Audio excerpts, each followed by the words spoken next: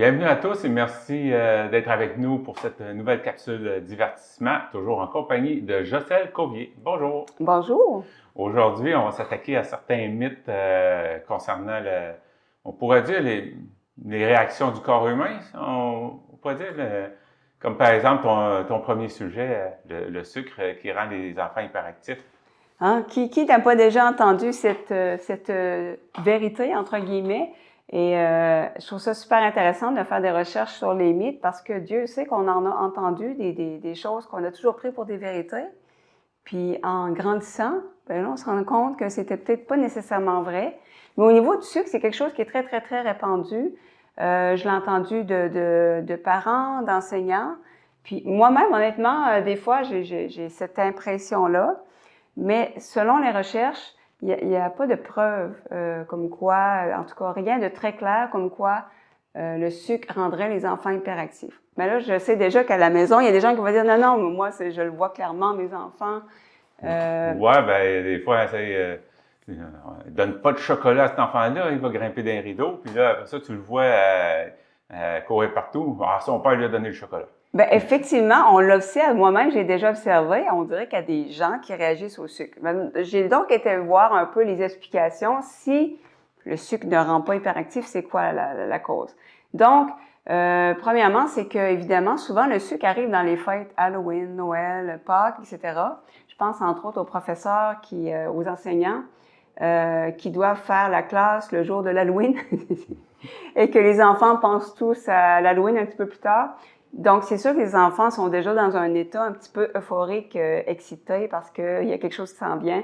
Ou la veille des vacances, des fois, avant les fêtes, on distribue des sucreries, etc.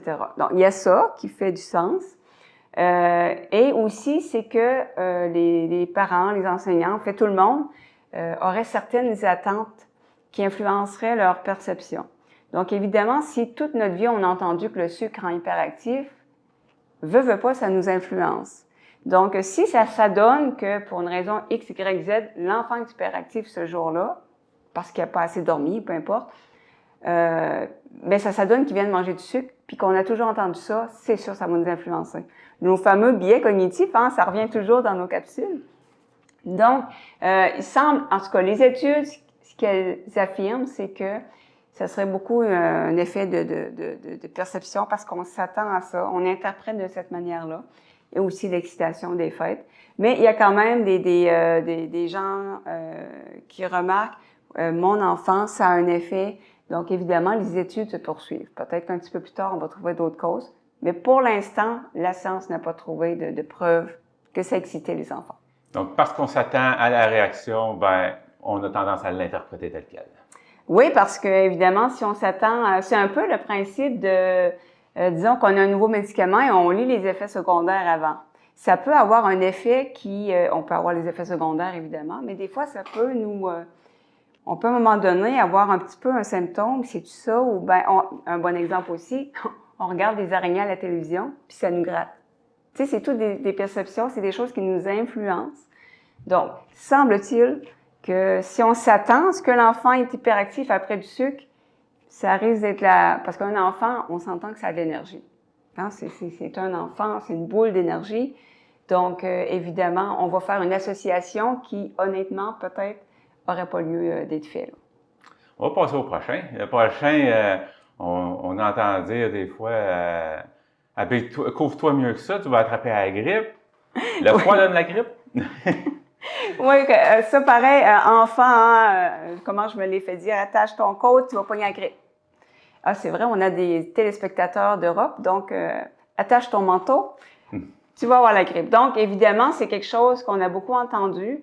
Le froid ne donne pas la grippe. Et ça, ce mythe-là persiste tellement. Je l'entends encore, d'ailleurs. Moi, je l'entends régulièrement. Et aussi les fameux refroidissements. Ça, là, ça arrive régulièrement que les gens me disent « Non, non, c'est pas un rhume ou une grippe, j'ai un refroidissement, j'ai pogné un courant d'air, etc. » Hein, j'ai jamais entendu celle-là. Ah oui, ça, c'est... Les fameux refroidissements, c'est des virus. Bon, ben souvent, quand c'est léger, ça va être plus un rhume qu'une grippe, parce qu'une grippe, on s'en rend compte habituellement. Donc, le froid ne donne pas la grippe. Là. La grippe, le rhume, c'est vraiment un virus. Cependant, le froid affecte quand même le système immunitaire. Donc, il y a quand même, parce que là, on voit aussi, c'est qu'il y a plus de grippe souvent durant la période hivernale. Donc, c'est un peu aussi pour ça que les gens font le lien. Mais, les explications de ça, c'est que le virus de la grippe et du rhume, donc, il se développe mieux par les temps froids et secs. Donc, par exemple, au niveau de l'hiver. Aussi, l'hiver, c'est que ça affecte nos muqueuses au niveau du nez et des poumons. Donc, on est plus fragile à attraper des grippes et rhumes, etc. Aussi, l'hiver, on a moins de vitamine D à cause du soleil, évidemment. Déjà, quand les journées sont raccourcies, c'est pas mal. Et donc, le soleil aide la peau à produire de la vitamine D lorsqu'on est exposé. Et évidemment, l'hiver, Dieu sait que les journées peuvent être assez raccourcies. Donc, ça agit sur le système immunitaire. Tout ça pour dire que, oui, c'est normal qu'on voit plus de grippe au niveau de l'hiver. Et aussi, un des grands facteurs, c'est qu'à partir de l'automne, comme on dit, on sent cabane. Donc, on est plus dans les maisons, on aère moins et il y a plus de contacts. Au lieu de rencontrer les gens dehors, on les rencontre à l'intérieur, évidemment. Si on a un virus, on peut le transmettre. C'est ça, étant donné qu'on est à l'intérieur, les fenêtres sont fermées, il n'y a pas de circulation d'air. Donc, les virus restent plus longtemps au lieu d'être évacués par les courants d'air causés par les fenêtres ouvertes. Là. Exactement. Puis, donc, c'est un peu pour ça, parce que si le froid donnerait la grippe, on s'entend que les pays comme le Canada auraient la grippe une bonne partie de l'année, puis des pays comme, je ne sais pas, l'Espagne seraient plutôt épargnés. Mais là, on se souvient de la fameuse grippe espagnole. Donc, il n'y a aucun pays qui est épargné par ces virus-là. Mais par contre, il faut quand même le dire, c'est sûr que si vous passez une journée au froid, dans une averse, l'automne, il fait froid, ben oui, vous allez probablement avoir des symptômes qui s'apparentent à un rhume, des frissons, fatigue. Oui, c'est sûr que le corps va réagir, mais normalement, c'est ça, au niveau de la grippe, au niveau des fameux rhumes, il faut toujours garder en tête que c'est des virus. Et comme je vous dis, les refroidissements, moi je l'entends vraiment souvent, c'est des virus. Donc, il faut garder en tête que c'est contagieux. Parce que ça, moi je l'entends tellement souvent, non, je ne suis pas contagieux, c'est un refroidissement. C'est un peu le même principe aussi, on donnait des exemples pourquoi il y en a plus l'hiver. C'est un peu le même principe que si on est fatigué. Les gens ont peut-être remarqué que lorsqu'on est fatigué, lorsqu'on est stressé, surmené, comme par hasard, on attrape plus de choses. C'est pas un hasard, c'est qu'évidemment, lorsqu'on est surmené et qu'on manque de sommeil, ça affecte le système immunitaire. Donc, on est plus fragile. Donc, il y a des explications, là. Bien, c'est aussi que si on dort moins bien, on dort moins, je sais que c'est pendant le sommeil que le corps se répare. Donc, si on dort moins, ça veut dire qu'on donne moins de chance au corps de pouvoir combattre éventuellement, parce qu'on peut attraper un rhume, le virus du rhume ou le virus de la grippe, mais ça se trouve, on ne développera même pas de symptômes parce que le corps va avoir eu le temps de s'en débarrasser avant que les symptômes arrivent. Donc, si on ne lui donne pas de chance, parce qu'on dort pas, ben c'est sûr que là, on attrape tout, puis on est malade plus souvent. Quand on parle du fameux repos, puis c'est probablement qu'il va y avoir une capsule sur le sommeil parce qu'il y a tellement à dire là-dessus. Il y a beaucoup de mythes aussi sur le sommeil. Et effectivement, quand on parle d'une bonne nuit de sommeil, que ça fait du bien. Donc, c'est ce qu'il y a à retenir. Le froid ne donne pas la grippe et le rhume. Il peut affaiblir le système immunitaire, par contre, qui peut amener à être plus fragile au virus. Donc. Ce que je viens de dire, j'espère que c'est pas un mythe, mais une réalité. On le verra dans cette capsule. Non, effectivement, le sommeil, ça a un impact. Et plus on fait des études, plus on réalise à quel point, non seulement manquer de sommeil a un impact à court terme, on le sait le lendemain, là on se dit, mon Dieu, j'aurais pas dû écouter des séries aussi longtemps, parce qu'on file tout croche. Mais ça a un impact à long terme. Puis ça peut aller jusqu'à l'espérance de vie. Des gens qui ont des habitudes vraiment qui n'ont aucun bon sens, qui manquent toujours de sommeil, ça peut vraiment avoir des impacts extrêmement sévères sur notre santé parce que ça peut amener d'autres problèmes de santé qui peuvent mettre en danger notre vie. Donc, le sommeil, c'est un bon point que tu as amené. Bon, ben, tout ça, on va voir ça dans une prochaine chronique. Exactement. Prochaine capsule. On reste sur la grippe, les antibiotiques qui soigneraient la grippe. C'est un mythe. Exactement, c'est un autre mythe qui circule beaucoup. Donc, on va voir un exemple à l'écran Je trouvais ça intéressant pour donner une idée de la taille. Donc, à gauche, vous avez un globule rouge, suivi d'une bactérie, le fameux E. coli dans la viande hachée pas assez cuite. Bon, ensuite, un lysosome, c'est une partie de cellule. Après, vous avez le virus environ au milieu, très petit, de l'influenza, donc de la grippe. HIV, ensuite, un autre virus. Puis ensuite, on a le virus de la COVID en dernier. Ça donne une bonne idée que les bactéries, les virus, ça n'a pas exactement la même taille. Mais ça n'a pas seulement ça de différent. En fait, c'est ça, si on prend des antibiotiques, c'est pas pour les virus. Souvent, c'est bien évidemment, par exemple, on a une grippe, on va à l'hôpital parce qu'on a une complication, une sinusite, une pneumonie, et on retourne chez nous avec des antibiotiques. Ça nous donne l'impression qu'on soigne notre grippe avec des antibiotiques, mais en fait, non. C'est les symptômes. C'est les complications, sinusite, tout ce que je viens de nommer. Pour soigner une grippe, disons, des virus, ça serait plutôt des antiviraux. D'ailleurs, ça existe pour la COVID, par exemple, pour les personnes plus vulnérables. Moi, par exemple, quand j'ai attrapé la COVID, il a fallu qu'on me donne des antiviraux pour m'aider à passer au travers. Donc, ça existe, mais c'est pas des antibiotiques. C'est quelque chose qui circule beaucoup, qu'on entend. Donc, antibiotiques, c'est pour des bactéries, antiviraux pour des virus. Donc, c'est un petit peu la différence. Prochain, boire 8 verres d'eau par jour. Oui, ça aussi, ça honnêtement, j'avais été faire des recherches il y a quelques années parce que moi, j'ai de la misère à boire ce fameux 8 verres d'eau par jour. Puis je me suis dit, il n'y a pas de bon sens que c'est pour tout le monde. Là. Il doit y avoir des variétés. On me demande d'en boire au moins 1,5, puis Caroline, j'ai de la misère à en boire, c'est juste 750. Là. C'est difficile, hein? C'est pas tout le monde qui aime boire de l'eau. Moi, ce qui m'aide un peu, c'est les fameux, comme les trucs comme des... Maintenant, c'est à la mode, les boissons pétillantes, c'est de l'eau pétillante, comme Perrier, des trucs comme ça. Parce que sinon, de l'eau plate, on dirait que j'aime pas ça. Ça a l'air fou à dire, mais ça rentre pas. J'ai de la misère à boire ça.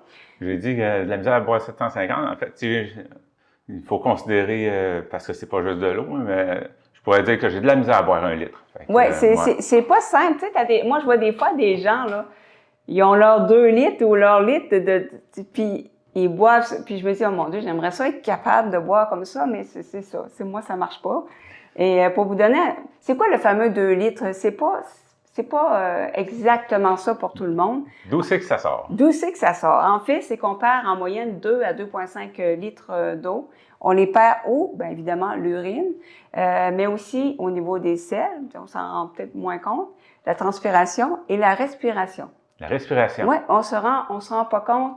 C'est pour ça qu'à un moment donné, lorsqu'il y avait, on parlait beaucoup au niveau des pandémies, tout ça, le simple fait de respirer, on expulse des espèces d'arrêts au sol, comme des petites gouttelettes, qui peuvent contaminer l'autre personne. Donc, en respirant, on perd de l'eau. En expirant. Oui, en expirant, exactement. Oui, c'est bien de me reprendre. Donc, en expirant, on expulse de l'eau. Ce fameux 2 à 2,5 litres d'eau, évidemment, c'est des moyennes. Ensuite, lorsqu'on mange dans nos aliments, on parlait des aliments solides, on va en consommer entre 0,5 et 1 litre environ, là, ça dépend des gens. Donc, si on fait le calcul, il y aura un manque à gagner de ce qu'on est supposé si on calcule ce qu'on perd versus ce qu'on reprend dans les aliments. Donc, on aurait environ 1,5 litre d'eau qu'on devrait consommer, que ce soit sous forme liquide ou par des aliments, d'autres aliments, mais c'est une moyenne. Ça dépend vraiment des gens.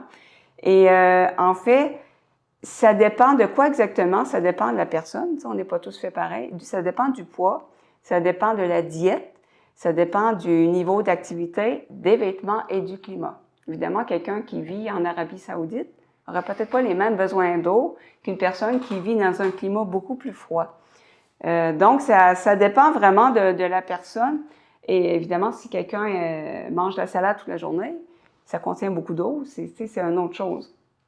Donc, le fameux 8 verres d'eau, là, si vous ne pouvez pas le boire, 8 verres d'eau, dites-vous que ça varie selon les personnes. C'est pas un chiffre coulé dans le béton, mais il faut quand même boire, c'est important. C'est très important de boire une bonne quantité de liquide tous les jours. Le prochain, on parle de la marche, les 10, en tout cas, dans ce cas-ci, les 10 000 pas par jour. C'est-tu par jour? Oui, par jour. Hey, c'est beaucoup. Moi, Oui. j'ai remarqué que j'en fais à peu près en 2 heures. Puis, il faudrait qu'on me dise, bon, il faut que tu fasses 10 000 par jour, là. Ah, je vais m'écœurer, ben, ça sera pas long de marcher. Non, mais c'est sûr que ça a l'air beaucoup. Ce qu'on voyait à l'écran, c'était un podomètre, justement, pour mesurer. C'est un modèle ancien. Aujourd'hui, les gens, si vous avez des montres intelligentes, ça calcule les pas, ou même votre téléphone cellulaire. Mais à ce moment-là, si vous voulez calculer toute la journée, il faut vraiment que vous traînez votre cellulaire toute la journée. Sinon, ils vendent des petits trucs, des petits gadgets, ça coûte presque rien, ça sert juste à calculer les pas. Moi aussi, honnêtement, parce qu'à un moment donné, moi, je me suis mis à faire des espèces de défis virtuels. Donc, on voyage à travers le monde. Mon premier défi, c'était faire l'équivalent à pied de traverser la Manche entre l'Angleterre et la France. On parle de combien de kilomètres? Je me souviens plus le nombre de kilomètres, mais c'était sur plusieurs jours. Mais ce que les gens réalisent peut-être pas, c'est que dans une journée, on en fait pas mal de pas. Parce que c'est sûr, si quelqu'un calcule, je sais pas, 15 minutes de marche, puis il dit, mon Dieu, je pourrais jamais atteindre le 10 000, mais en calculant tous les pas qu'on fait dans une journée, surtout si on fait des petits efforts, comme par exemple, on se stationne un petit peu plus loin à l'épicerie, des petites choses comme ça, ça monte quand même vite. Mais c'est sûr que 10 000, c'est beaucoup et c'était mon point. Est-ce qu'on est supposé faire 10 000 pas? Non, pas nécessairement. Le 10 000, il vient d'où? Le fameux podomètre qu'on a vu tantôt, c'était leur publicité. Et des fois, ça part de rien. Hein. C'est depuis ce temps-là qu'on parle du 10 000 pas. Mais en fait, on a fait des études pour voir c'est quoi le nombre de pas vraiment qui est l'idéal. Puis, on a vu qu'à partir de 7 500 pas, après ça, il n'y a plus tant de bénéfices. Ce que ça veut dire, c'est que si vous faites 7 500 pas, c'est vraiment très, très, très bien. Pas obligé d'en faire plus que ça parce que, ben, à moins que vous aimez ça, évidemment. Là. Mais au niveau des bénéfices, après 7 500, il n'y en a pas tant que ça. Ceci dit, même à 4 000 pas, il y a des bénéfices. Ça, c'est des études qui ont été faites. Et moi, j'ai été voir combien de pas font les gens en moyenne. C'est de 3 000 à 5 000 pas. Donc, quand même, c'est quand même... et sûrement que ces gens-là ne prennent pas conscience qu'ils marchent autant dans la journée, justement parce qu'ils font des pas au travail, en allant vers la cuisine, etc. Puis, ça peut monter quand même vite. Puis moi, je trouve que c'est une belle motivation. Depuis que je calcule, en fait, ma montre calcule les pas. C'est une motivation à se garder en forme, à aller marcher. Puis, sans s'en rendre compte, on fait de plus en plus de pas. Puis ça tient en forme. Parce que c'est sûr que si on se met comme objectif 10 000 pas, on va être découragé. C'est quand même beaucoup. C'est quand même... je connais des gens qui le font tous les jours, mais c'est quand même beaucoup. Il faut marcher, être actif pas mal. Là. Mais commencer par un petit objectif, 3 000 pas, c'est quand même ça. Là. Puis donc, moi, je me dis, tout exercice est bon. C'est quand quelqu'un qui part de rien faire à faire un petit peu quelque chose, c'est déjà beaucoup. Là. Ben, je vois, tu disais entre 3 et 5 000 qu'un adulte fait en moyenne par jour. Ben, déjà là, le 3 000, c'est déjà très bon. Puis c'est quelque chose qui se fait assez facilement juste par les activités quotidiennes là, du travail ou justement la fin de semaine, on va au centre d'achat, tout ça. Là. Tu viens de faire ta marche santé juste à faire l'épicerie. Ah, vous seriez surpris de calculer vos pas une journée de course. Disons que vous faites l'épicerie, une coupe de course, là. Vous seriez surpris que vous allez peut-être taper le 10 000. C'est surprenant. On se rend pas compte parce qu'on fait juste du viraillage, là, comme on dit. Tu sais, entre l'auto, puis... Mais vous pouvez taper pas mal de pas. Puis les gens sont pas tous égaux. Hein. Il y a des gens qui ont des longues enjambées, puis il y a des gens qui marchent des petits pas rapides. C'est que c'est pas tous pareil. Le prochain, on enchaîne avec le diabète, le sucre qui viendrait causer le diabète. Oui, ça, c'est un mythe avec une belle image à l'écran, évidemment, qui vient tenter les gens. Le sucre cause le diabète, ça, c'est un mythe, en fait, mais en fait, indirectement. Je vous explique. Une personne qui se met à manger beaucoup de sucre, tout ça, on dit ça, des fois, les gens qui aiment beaucoup les bonbons, etc., ça va pas donner le diabète, d'une relation directe comme ça, mais par contre, à force de manger du sucre, probablement qu'on va prendre du poids et la prise de poids peut causer le diabète. C'est un des plus grands facteurs de risque de développer du diabète de type 2. On va préciser, là, parce qu'au niveau du diabète de type 2, c'est beaucoup lié aux habitudes alimentaires, l'activité physique, etc. Donc, c'est pas le sucre en tant que tel directement, le sucre cause le diabète, c'est plus, ça va causer de l'embonpoint, et l'embonpoint peut causer le diabète, ou bien, on peut aussi devenir, disons quelqu'un qui mange vraiment beaucoup de sucre très régulièrement, par exemple, un bon exemple, qui boit beaucoup de soda, des liqueurs, comme on appelle ici. Bon, évidemment, il peut développer ce qu'on appelle une tolérance à l'insuline. Des fois, on appelle ça un peu du prédiabète. C'est que les cellules du corps deviennent moins sensibles parce que l'insuline, c'est une hormone produite par notre pancréas.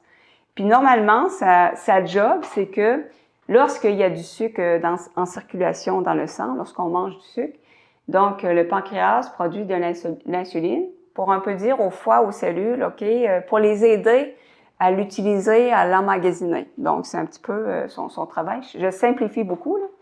Donc, si on devient tolérant à l'insuline avec le temps, à force de trop manger de sucre, donc, on réagit plus à l'insuline comme on devrait. Donc, le pancréas va se mettre à en produire beaucoup plus. Mais à un moment donné, il y a une limite, là, le pancréas va s'essouffler. Et donc, qu'est-ce qui va arriver? C'est que le taux de sucre dans le sang va rester élevé. Le sucre va rester en circulation au lieu d'entrer dans les cellules, dans le foie, etc. Donc, s'il y a beaucoup de sucre dans le sang, c'est ce que ça donne, un haut taux de sucre dans le sang, d'hyperglycémie. Et donc, on peut appeler ça, par exemple, du prédiabète. Et ça, c'est un peu dans ce sens-là qu'à force de manger du sucre, c'est encore une relation indirecte. Ça peut amener une tolérance à l'insuline qui peut amener, bon. Donc, oui, il y a quand même un lien entre les deux, mais le lien n'est pas aussi direct que les gens pensent. Et en fait, quelqu'un qui se met à manger, disons qu'il y a toutes sortes de régimes qui circulent, puis ça, je pense qu'on va faire une capsule là-dessus aussi, là, parce qu'il y a beaucoup, beaucoup de mythes sur les régimes. Donc, quelqu'un qui se mettrait à manger des lipides, il fait un régime de lipides, admettons, ce qui serait dangereux, je le dis tout de suite, bien, il va engraisser et ça peut le mener vers le diabète. Donc, c'est pas juste la question du sucre. Quelqu'un qui mange très mal, qui fait aucun exercice, c'est un peu un lien direct, mais qui mène vers le diabète. Mais c'est un sujet intéressant là, qui a beaucoup, beaucoup de mythes, l'alimentation. On enchaîne avec un sujet, un prochain sujet. Celui-là, j'en entends parler, puis même, je me suis déjà fait dire, c'est meilleur d'en prendre un ordinaire que de le prendre sans sucre. Les boissons gazeuses sans sucre sont meilleures pour la santé. Oui, ça pareil. Bon, on voit beaucoup déjà. Cette image-là, moi, ça m'a traumatisée. Donc, vous voyez, ce que vous voyez, les petits sachets, c'est du sucre. Donc, la quantité de sucre dans des différents breuvages.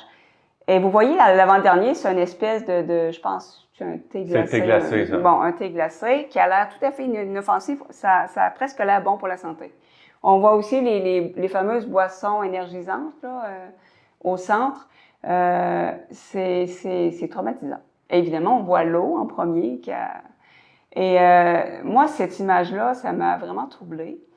Et donc, comme les gens voient des images comme ça, se disent, ben, je vais prendre sans sucre. Donc, les fameux diètes, tout ça, les liqueurs zéro. Le problème, c'est que, selon certaines études, ces fameuses liqueurs diètes provoqueraient des rages de sucre. Donc, l'effet inverse. Parce que souvent, les gens utilisent ça dans les régimes pour moins de calories, etc. Mais en fait, ça produirait des rages de sucre. Pourquoi? Parce que le cerveau interprète mal le signal. Parce que c'est on appelle ça des faux sucres, des édulcorants. Mais le cerveau interprète mal ça. Il interprète pas ça comme du sucre, si on veut.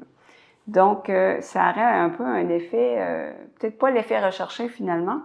Et aussi, faut le souligner, il y a l'OMS qui déconseille en fait les édulcorants parce qu'il y a des études, il y a des controverses sur certains faux sucres qui pourraient causer des problèmes cardiaques, des cancers, qui pourraient aussi causer un effet par rapport au diabète.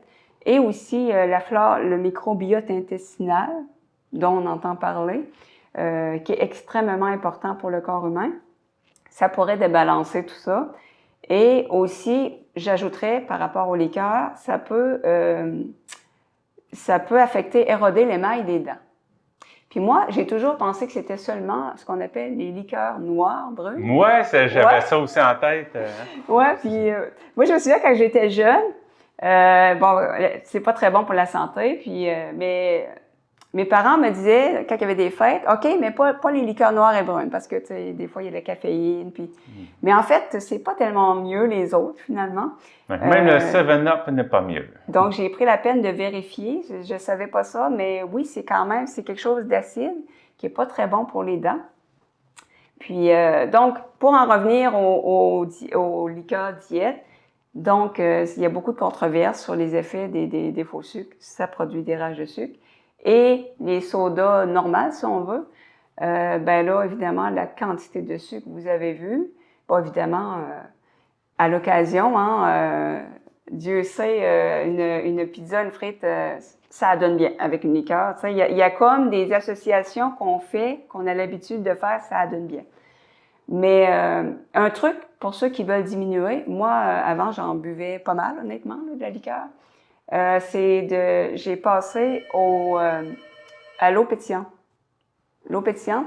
Et vous voyez, hein, sur les tablettes des magasins, avant, il y avait une ou deux sortes. Ben, Perrier, par exemple. Mais maintenant, tu as une variété de saveurs. Puis, ce qui est intéressant, c'est qu'il n'y a aucun sucre. Les saveurs qu'on retrouve dans cette eau pétillante-là, c'est pas... il n'y a aucun sucre à l'intérieur. Il faut faire attention parce qu'il y en a d'autres avec on rajoute du jus, etc. Moi, ça m'a aidé à arrêter la liqueur parce que ce que j'aime de la liqueur, c'est le pétillant. Ça a vraiment fait une belle transition. Mais bon, évidemment, c'est comme n'importe quoi, c'est des plaisirs de la vie. Hein. C'est pas non plus de dire on interdit d'en consommer. Mais ça fait réfléchir. Pour ceux qui en boivent toute la journée, ça fait quand même réfléchir. C'est sûr que l'eau Perrier est toujours meilleur que la liqueur, mais ça reste que c'est du petit appareil, il y a du gaz carbonique, donc c'est avec modération. Ben c'est ça, c'est pas non plus de partir sur une autre addiction, cette fois-ci avec l'eau. Tout est mieux avec modération. Puis pour l'anecdote, la première fois, moi, que j'ai bu du Perrier, je me suis dit, mon Dieu, comment les gens font pour boire ça? Mais j'ai détesté. Mais je voulais m'habituer à en boire. Puis maintenant, là, je suis complètement accro à ça, là. C'est pour dire que les goûts changent. Moi, c'était plutôt... la marque Perrier, elle, je l'aimais pas. Mais la marque Montelier, elle, je la trouvais bonne, par exemple. Parce que c'est dans le même genre, c'est la même chose que la marque Perrier. Mais... Je pense que c'est un produit québécois en plus. Montelier, oui. Alors, on va encourager les produits québécois. C'est vrai qu'elle est excellente. Le prochain, celle-là, je pensais pas à ça pendant tout, là, que c'était un mythe, en fait. Les personnes en situation de noyade sont faciles à reconnaître. Oui, bien, c'est quelque chose que j'ignorais moi aussi. C'est qu'en fait, c'est pas comme dans les films où les gens se débattent à l'aide, viennent me chercher. C'est que souvent, ça passe inaperçu parce que au lieu de demander de l'aide, les gens sont tellement focusés à essayer de respirer et rester en dehors de l'eau. Donc, souvent, ils vont se noyer en silence. C'est quelque chose, moi, que ça m'a vraiment laissé sous le choc, là. Et en fait, ça a même un nom, c'est un réflexe. La réaction instinctive à la noyade, c'est que, comme je viens d'expliquer, les gens ne crient pas à l'aide. Ils vont même pas avoir le réflexe de s'agripper à quelque chose. C'est quelque chose, là.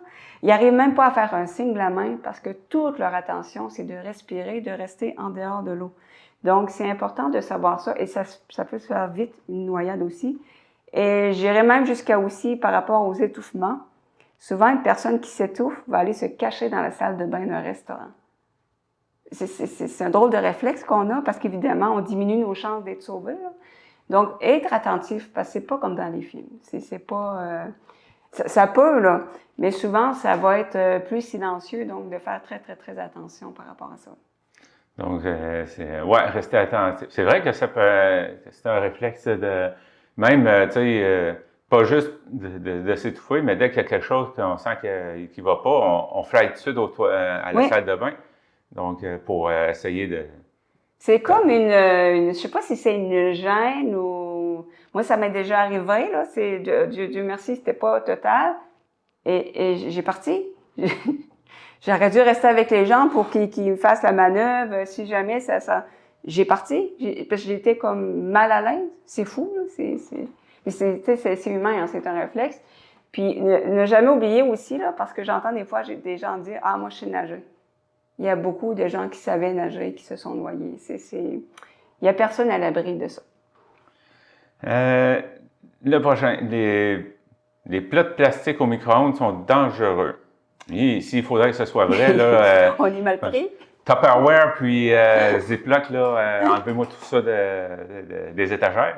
En fait, c'est un mythe, oui puis non. En fait, les plats faits pour ça, comme tu donnes des marques connues, c'est fait pour ça, c'est correct. C'est leur utilisation. C'est pensé pour aller au micro-ondes et subir, évidemment, un réchauffement, etc. Mais le problème, c'est que des fois, les gens prennent n'importe quel plat de plastique. Je vais vous donner des exemples, des plats de margarine, des plats de yogourt. Puis même, semble-t-il que même pour conserver des aliments, c'est pas l'idéal parce que c'est pas fait pour ça, c'est fait pour une utilisation. Ben, c'est parce que ça ferme pas vraiment hermétique.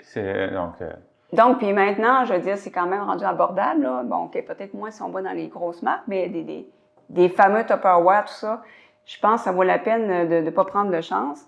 Parce qu'évidemment, si on prend un plat de margarine dans le micro-ondes, ça va se déformer. Ça libère des substances chimiques, des substances qui affectent les hormones aussi. C'est pas rien. Déjà que même peu importe le plastique, là, on se demande est-ce qu'il y a des microplastiques qui vont dans la nourriture. Tu sais, ça, c'est tout un débat. En tout cas, une chose qui est certaine, c'est que par rapport au plastique qui n'est pas fait pour le micro-ondes, c'est vraiment une mauvaise idée. Ben, du plastique pas fait pour les micro-ondes, on peut même le voir dans les plats préparés dans les épiceries. Parce que, tu sais, on va te donner, ils vont proposer, mettons, je sais pas moi, un pâté chinois, des lasagnes, peu importe, là, un plat à réchauffer. Mais c'est parce que j'ai remarqué, en tout cas, je sais pas si c'est comme ça partout, mais ça m'est déjà arrivé d'en acheter un plat préparé, de le faire réchauffer au micro-ondes, puis le couvert a fondu. Hein. Ah, carrément. Donc, il y a des... oui, on a des plats qui sont faits épais, qui sont faits pour ça, les micro-ondes, mais bien souvent, des plats en plastique à l'épicerie qui sont dans les prêts à manger, ben de faire attention, peut-être d'enlever le couvert, justement, parce que je pense de mémoire, le couvert est encore plus mince que le contenant lui-même. C'est un bon exemple de justement ce qui peut arriver quand on utilise ce qui est pas fait par le micro-ondes. Puis on sait toujours, tu sais, des fois je me demande, ça va-tu au micro-ondes, ça? On se demande. Mais c'est ça, d'aller finalement avec les produits qui sont faits spécialement pour ça. Donc, comme ça, on n'a pas de soucis. Si le plastique est mince, ne pas le faire. Mauvaise idée. L'alcool garde au chaud. Je pense que c'est un mythe qui doit avoir parti avec les films là, où est-ce qu'on voit le chien qui amène je sais pas, un gin show, je sais pas quoi, mais ah ouais, un bon alcool à l'alpiniste ou au skieur qui est resté poigné. Le chien qui traîne le petit tonneau. Ben oui, c'est vrai, c'est la boisson qui est là-dedans. Bon, ben on voit à quel point c'est un mythe tenace. En fait, oui, c'est vrai que ça donne une sensation de chaleur. Tout le monde qui a bu de l'alcool savent que on a chaud au visage au final. Ouais, ben j'ai déjà goûté à du gin pur, là, puis tu le sens passer, puis tu sens la température monter. Ah non, moi je bois, mais jamais, mais vraiment jamais. Puis l'autre jour, on m'a fait goûter du coureur des bois pour mettre dans la crème glacée avec du sirop d'érable. Dans la crème glacée? Ouais, crème glacée à l'érable, sirop d'érable, coureur des bois, ensemble. Mais pas beaucoup de coureur des bois. Et comme je bois, mais jamais, mon Dieu, j'avais le visage, j'ai l'impression qu'en feu. Mais c'était bon, par contre, là. C'était une parenthèse. Ça donne envie d'écouter ça. Ah oui, c'est très, très, très bon. On avait de la visite de France et de tous les desserts qu'on a fait goûter, ça a été le summum pour eux. Vraiment, en tout cas, ils ont adoré. Donc, ça donne, une sensation de chaleur. Mais en fait, non, c'est qu'on perd de la chaleur, c'est que le sang va vers la surface de la peau, donc vers les vaisseaux sanguins plus superficiels. Puis comme la peau est en contact avec le froid, là, on est dehors, ben on perd la chaleur. Donc, en fait, l'alcool, c'est dangereux on est encore plus à risque de faire de l'hypothermie. Puis, ça affecte aussi la capacité du corps à réguler la température. Même chose s'il fait très chaud. C'est un réflexe de boire une bière froide, par exemple. Dans les grosses chaleurs, ça peut être problématique parce que ça fait plus transpirer. Puis, ça peut amener des problèmes. Ça augmente aussi la température de la peau. Donc, c'est drôle, hein, parce que dans la société, c'est un réflexe de boire de l'alcool pour se réchauffer l'hiver et l'été pour se rafraîchir une bière froide. Mais évidemment, là, ça dépend, là. Quelqu'un qui prend une petite bière froide sur son perron l'été, c'est pas ça qui est un problème, là. Mais vraiment, quelqu'un là, qui est dans un environnement très, très froid, puis qui essaie de se réchauffer avec ça peut l'amener à l'hypothermie. Ça peut être extrêmement grave. Donc, c'est surprenant. De toute façon, en été, c'est pas de se saouler, c'est juste de profiter. Fait que une bière en profitant de la plage, il n'y a rien là. Ben oui, c'est ça. C'est comme dans tout, la modération, c'est là qu'on a plus le plaisir. Ou bien du coureur des bois dans la crème glacée. Retenez ça avec du sirop d'érable. J'ai déjà entendu ça le prochain, puis je vais y ajouter de quoi en plus après. Là. Le café annule l'effet de l'alcool. Oui, parce que Dieu sait que là, on voit un tableau très intéressant. Parce que souvent, on se demande à combien d'alcool, de consommation par semaine que ça peut être dangereux. Quand je parle de dangereux, bien, au niveau de la santé. Donc, là, on va voir des exemples. Bon, évidemment, 0, il n'y a aucun risque, tout ça. Ben, à partir de 7, on considère 7 par semaine qu'il y a un risque plus élevé au niveau de la santé. Pourquoi je parle de quantité de consommation, etc.? Parce que là, on va parler de moyens de dégriser. De faux moyens de dégriser, en fait, parce que le café, les douches froides, ou je sais pas, il y en a plein, là, ça marche pas. Pourquoi? Parce qu'il y a seulement le foie qui peut métaboliser l'alcool. Donc, le problème, c'est que le café, on va avoir une fausse impression que, on est correct parce que ça stimule le café, hein, je veux dire, c'est un excitant. Donc, oui, effectivement, on va avoir l'impression, mon Dieu, je suis correct. Puis là, après ça, on prend son char, puis là, on cause des accidents parce que l'alcool, on est toujours sur l'effet de l'alcool. En fait, ça peut même, ces méthodes de dégrisage-là, qui n'en sont pas, là, ça peut amener des comportements à risque parce qu'on pense qu'on est correct. Puis, pour vous donner une idée, en moyenne, on prend 1 heure à 2 heures par consommation. J'insiste là-dessus pour, éliminer, métaboliser une consommation d'alcool. 1 à 2 heures par consommation. Donc, si vous en prenez, je ne sais pas, 8, là, c'est pas 1 à 2 heures, là, je veux dire, ça va être 8 à 16 heures, là. Puis, ça dépend de quoi, ça? Parce que, tu sais, on entend des gens, moi, je tolère bien l'alcool, mais il y a une limite, là, je veux dire, un foie, c'est un foie, il faut y donner du temps. La vitesse d'élimination, en fait, ça dépend de la vitesse qu'on a bu. Mais évidemment, si on cale et on cale, c'est plus problématique, là. Le sexe aussi, ça a quand même une influence. L'âge, le poids, la corpulence, on parle aussi s'il y a des aliments dans l'estomac. Boire à jeun, ça tape pas mal plus. Puis la capacité du foie, on n'est pas tous égaux à ce niveau-là. Donc effectivement, c'est pas tout le monde qui a la même capacité d'éliminer, mais quand même, ça prend quand même 1 à 2 heures pour éliminer une consommation. Donc, il y a des limites au corps humain aussi, là. Une autre façon de dégriser, as-tu déjà entendu parler de ça, le trou normand? Non. C'est un shooter de vodka au congélateur pendant 2 heures. Ah oui, c'est ça. Ouais. À ce qui paraît, tu prends ça, puis quand tu as pris un peu trop d'alcool, puis que tu sens les effets, tu prends ça, puis il semblerait que ça te ramène sur le piton. C'est ce que j'entends, mais tu sais, l'alcool, tu l'as toujours dans le corps. Après ce qu'on vient d'apprendre, en fait, le shooter de vodka vient de te rajouter une autre consommation que tu vas devoir éliminer. Mais c'est ça. Ça vient de t'allonger ton temps d'élimination.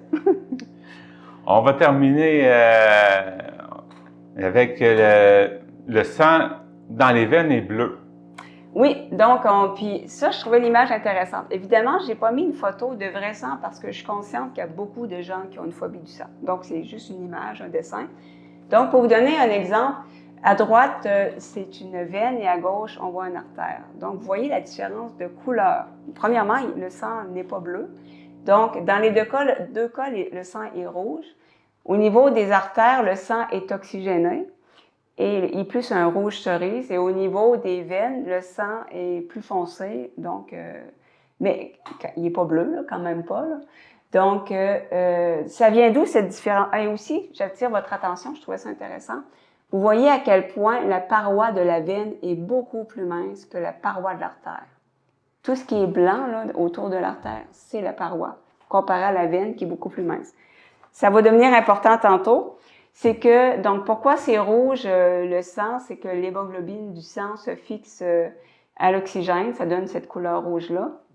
Donc au niveau des artères, on a du sang oxygéné, tandis qu'au niveau des veines, c'est du sang désoxygéné. Donc après que le sang y a passé dans les organes, dans les reins, etc., il retourne au cœur en ayant livré, entre guillemets, son oxygène, tout ça, il revient plus foncé.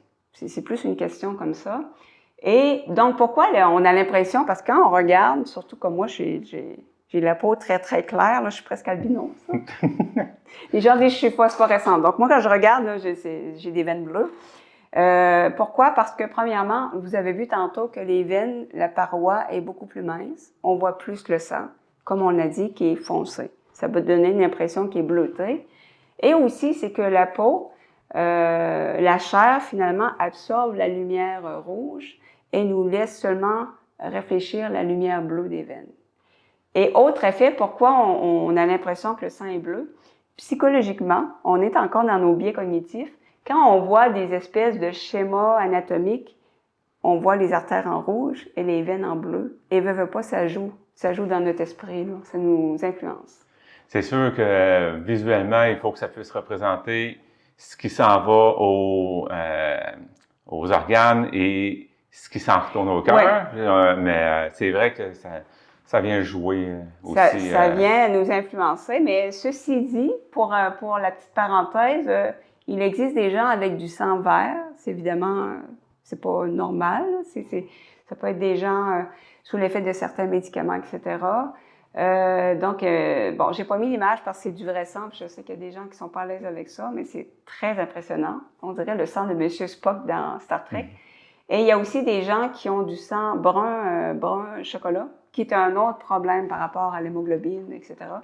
Donc, c'est sûr que quand les gens au laboratoire d'hématologie arrivent sur ces tubes de sang-là, ils doivent faire le saut parce que c'est pas habituel. Mais non, on n'a pas de sang bleu, même si c'est une impression. On avait quelques mythes ici. J'ai l'impression qu'il y aurait de quoi en faire encore des capsules. Il doit y en avoir encore pas mal des mythes sur le corps, là. Bien, en fait, oui, sur le corps et sur plein de sujets. Donc, j'ai déjà commencé à préparer des petites capsules mythes sur tel sujet. Sur le corps humain, on parlait tantôt du sommeil. Ah oui, il y a tellement de... C'est vaste. Donc, il va y avoir d'autres sujets par rapport à ça. Eh bien, c'est ce qui termine cette émission. Donc, merci beaucoup. Sujet vraiment intéressant. Puis, on se revoit la semaine prochaine. Ça fait plaisir.